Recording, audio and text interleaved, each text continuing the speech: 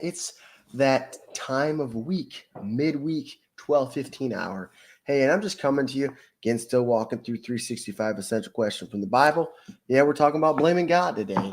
But before I do, I want to remind you that each week we'd love to see you, your friends, your neighbor, your loved one here at Morristown Methodist Church on Sunday mornings. Coffee hour and donuts are at 9:30. Great time to laugh and have fellowship.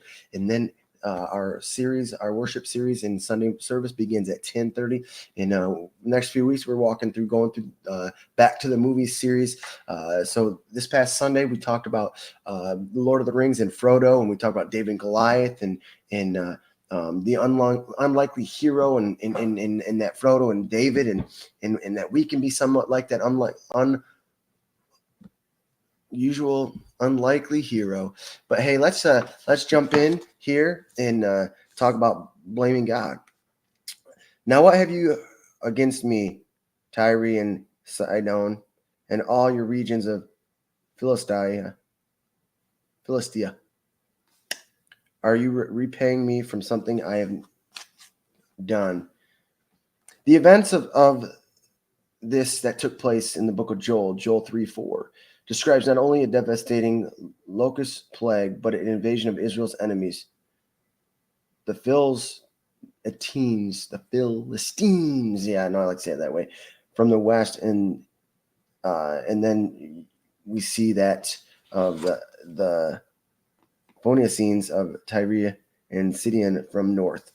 God informed these nations that when they had carried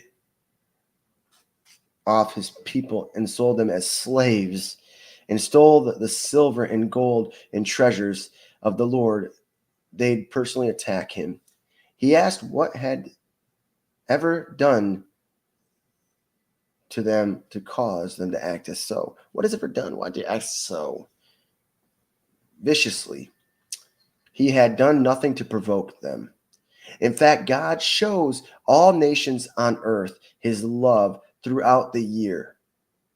He has shown kindness by giving you rain from the heaven and crops in their seasons. He provides you with plenty of food and fills your hearts with joy. Acts 14:17. Yet instead of being grateful, people often blame God for all the evil that happens in the world. Whenever there's an earthquake, a plague, a national, nation, and natural, and all those disastrous things of some sort and some kind, they accuse God. God, you did this. It was all God's fault. They show their bitterness to him in many small ways by disrespecting his name and by taking every opportunity to be cruel to his people.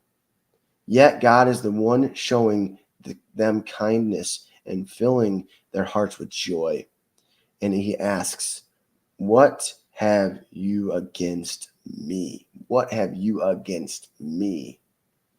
It's time to stop blaming God. Be grateful instead. I like that. It's time to stop blaming God, but be grateful instead. That could be a good slogan. Stop blaming God, but be grateful instead. Well, hey, I hope your midweek time is great. Again, we'd love to see you. Sundays, 10:30 is worship, but even before at 9:30, again, is coffee and donut time.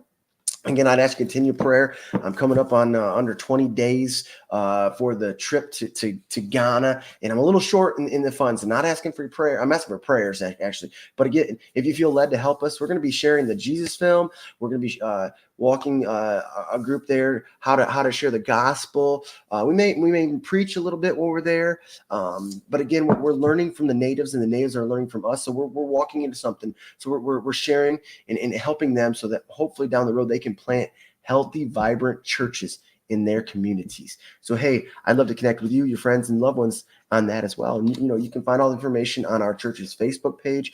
You can search it there.